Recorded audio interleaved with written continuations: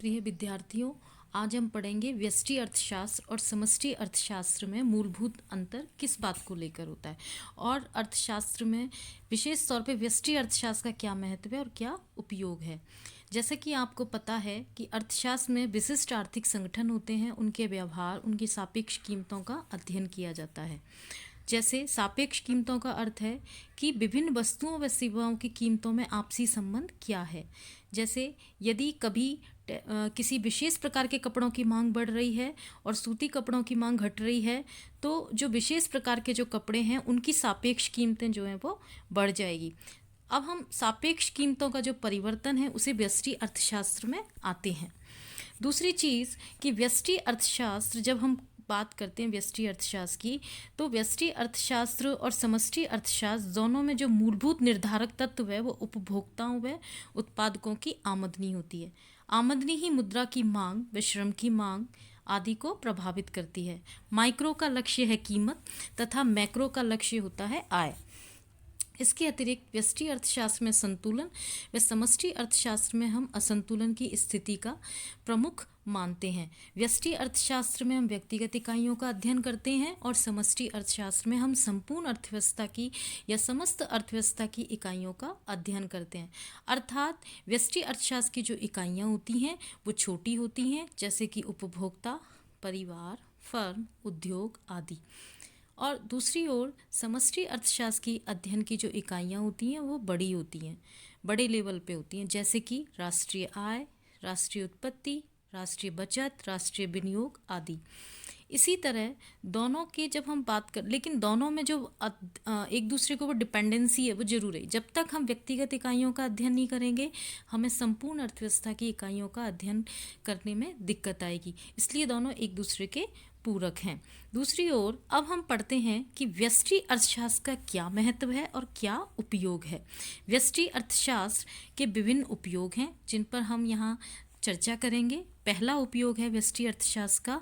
व्यष्टि अर्थशास्त्र या कीमत सिद्धांत की सहायता से हम कुछ प्रिडिक्शंस निकाल सकते हैं, मतलब कि हम किन्हीं निष्कर्षों पे पहुंच सकते हैं या भविष्यवाणी भी हम कर सकते हैं। जैसे कि यदि कोई कार्य हो रहा है तो उसका परिणाम जरूर आएगा।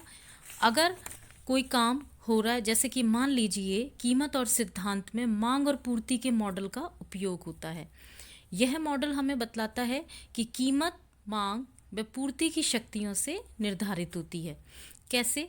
यदि किसी वस्तु की मांग बढ़ रही है तो कीमत क्या होगी, उस वस्तु की जो कीमत है वो भी बढ़ जाएगी, और यदि किसी वस्तु की मांग कम हो रही है तो कीमत भी कम हो जाएगी।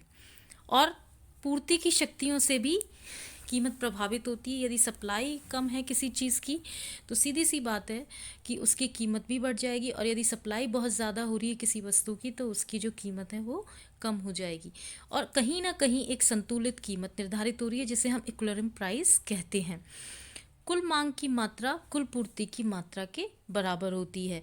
यदि कीमत इससे ऊपर हो जाए, संतुलित कीमत से यदि कीमत ऊपर हो जा रही है तो बाजार में मांग और पूर्ति की मात्रा जो है वो इस तरीके से निर्धारित होगी कि वापस से मांग वक्र है वो नीचे की ओर आ जाता है और संतुलित कीमत पे बैठ जाता है। हम ये बात पहले डिस्कस कर चुके हैं पहले वीडियो में कि व्यष्टि अर्थशास्त्र में हम उपभोक्ता, परिवार, एक छोटी फर्म और उद्योग के बारे में अध्ययन करते हैं।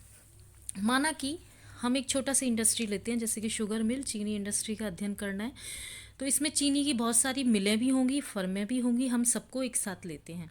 सभी उत्पादन की इकाइयाँ यहाँ पे चीनी का उत्पादन करती हैं और सभी एक जो समरूप होती हैं, एक जैसी वस्तुओं का प्रोडक्शन हो रहा है। चीनी के उपभोक्ताओं की मांग का भी हम यहाँ पे अध्ययन करेंगे। इस प्रकार हमें चीनी की कुल मांग और कुल पूर्ति कितनी हो रही है उसी के आधार पर ही हम उसके मूल्य का निर्धारण करेंगे।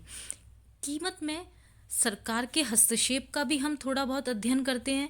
मान लीजिए कि चीनी की मिल के व्यवहार का भी अध्ययन करेंगे, जैसे चीनी की दी हुई कीमत कितनी है, कितनी मात्रा पे चीनी का उत्पादन करेंगे। इसी प्रकार कंजप्शन साइड से भी हम ये देखेंगे कि एक उपभोक्ता के लिए चीनी का डिमांड कर कितना है और संपूर्ण बाजार के लिए चीनी का डिमांड कर कितना है। तो हम कह सकते हैं उदाहरण के लिए कि व्यष्टि अर्थशास्त्र के कार्य की प्रकृति से ही हम अनुमान लगा सकते हैं, संभावनाएं व्यक्त कर सकते हैं और भविष्यवाणी कर सकते हैं। दूसरा व्यष्टि अर्थशास्त्र का महत्वपूर्ण उपयोग है कीमत सिद्धांत और आर्थिक नीति का निर्धारण। हम कीमत सिद्धांत का उपयोग करके सरकार के कार्यों का विश्लेषण भी कर सकते हैं। जैसा कि हम सभी जानते हैं प्रिय विद्यार्थियों कि वर्तमान युग में, आधुनिक युग में गवर्नमेंट का पूरे इकोनॉमिक सेक्टर में हस्तक्षेप बहुत ज़्यादा बढ़ गया है। आर्थिक जीवन जो इकोनॉमिक जो लाइफ होती है बिना गवर्नमेंट के संभव ही नहीं हो पा रही है और निरंतर ये जो इनका जो हस्तक्षेप है गवर्नमेंट का, सरकार का, वो बढ़ता ही जा रहा है। जैसे वस्तुओं की यदि कीमत है, उत्पादन के साधनों की कीमतें हैं। आपको अच्छे से पता है कि फैक्टर ऑफ प्रोडक्शन 5 प्रकार के होते हैं: भूमि, पूंजी, श्रम, साहस और संगठन। और उनको हम जो देते हैं उनकी सेवाओं के बदले में लगान, ब्याज, मजदूरी आदि का जो निर्धारण और नियमन भी है वो भी सरकार करती है और विशेष परिस्थितियों में तो उसको विशेष अधिकार भी मिल जाते हैं। फॉर एग्जाम्पल भारत में जैसे चीनी है, उस पर थोड़ा बहुत पार्टिकल कंट्रोल जो है वो गवर्नमेंट का होता है, आंशिक नियंत्रण होता ही है, जिससे सरकार चीनी की मिलों से लेवी के रूप में निश्चित भाव पे खरीदती है और जनता को वितरित करती है। व्यष्टि अर्थशास्त्र के द्वारा सरकार की इस नीति का प्रभाव हम उत्पादन, उपभोग, खुले बाजार व कीमत निर्धारण में भी देख सकते हैं। इस प्रकार हम ये महत्वपूर्ण जो कुछ निष्कर्ष हैं वो निकाल सकते हैं कि कीमत सिद्धांत और आर्थिक नीति के आधार पर सरकार का क्या हस्तक्षेप है, किस तरीके से वो कीमतों को प्रभावित कर रही है, चाहे वस्तुओं की कीमतें हों चाहे साधनों की कीमतें हों। इसका जो अध्ययन हम व्यष्टि अर्थशास्त्र में करते हैं। तीसरा महत्वपूर्ण व्यष्टि अर्थशास्त्र का जो उपयोग है, जो उसकी उपयोगिता, वो ये कि कीमत सिद्धांत या व्यष्टि अर्थशास्त्र व आर्थिक कल्याण में परस्पर संबंध है। व्यष्टि अर्थशास्त्र का उपयोग करके आर्थिक कल्याण की जांच की जा सकती है। इसकी सहायता से हम ये जान सकते हैं कि उपभोक्ताओं को वस्तुओं व सेवाओं के उपभोग से कितना संतोष प्राप्त हुआ है। ये एक आदर्शात्मक पहलू है। इसमें हम वेलफेयर इकोनॉमिक्स का भी अध्ययन करते हैं। वेलफेयर इकोनॉमिक्स क्या होती है? जो कल्याण अर्थशास्त्र है वो यह बतलाता है कि निर्धारित आदर्श कैसे प्राप्त करें, अर्थात व्यष्टि अर्थशास्त्र में उपभोक्ता को अधिकतम संतोष कैसे प्राप्त हो, उत्पादक के अधिकतम लाभ कैसे मिले, अन्य परिस्थितियों में अधिकतमकरण के आदर्श या लक्ष्य को प्राप्त करने के उपायों का अध्ययन किया जाता है।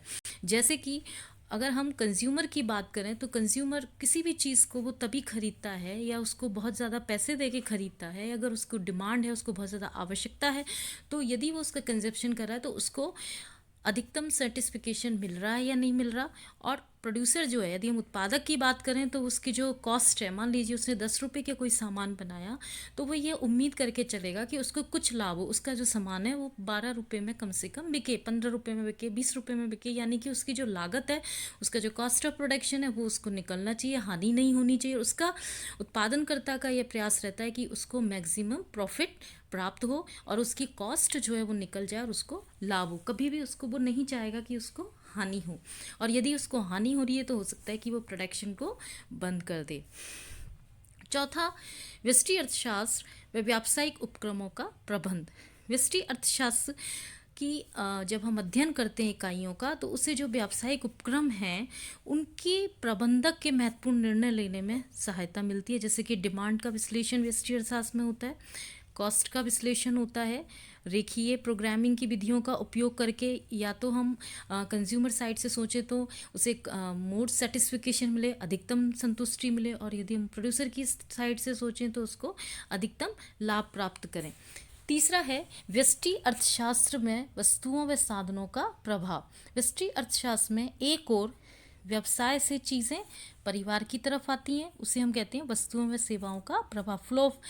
उसको हम सर्कुलर फ्लो ऑफ इनकम भी बोलते हैं कि कुछ चीज़ें परिवार से फर्में लेती हैं और जो फर्म्स के द्वारा जो चीज़ों का प्रोडक्शन किया जाता है उनको जो परिवार के लोग हैं, हाउस होल्ड्स हैं, वो उनको खरीदते हैं। तो एक तरीके का सर्किल चलता रहता है, एक प्रवाह होता है, वो उसके बदले उत्पादन के साधन प्रोवाइड करते हैं। तो फर्में वस्तुओं व सेवाओं का उत्पादन करती हैं, उन्हीं वस्तुओं व सेवाओं को परिवार के जो व्यक्ति हैं वो अपनी जो आय है उसके द्वारा खरीदते हैं। तो कहने का मतलब ये है कि व्यष्टि अर्थशास्त्र में एक और व्यवसाय से परिवारों की तरफ वस्तुओं व सेवाओं का प्रवाह का अध्ययन किया जाता है, तो दूसरी ओर परिवारों से व्यवसायों की तरफ उत्पादन के साधनों के प्रवाह का भी अध्ययन किया जाता है।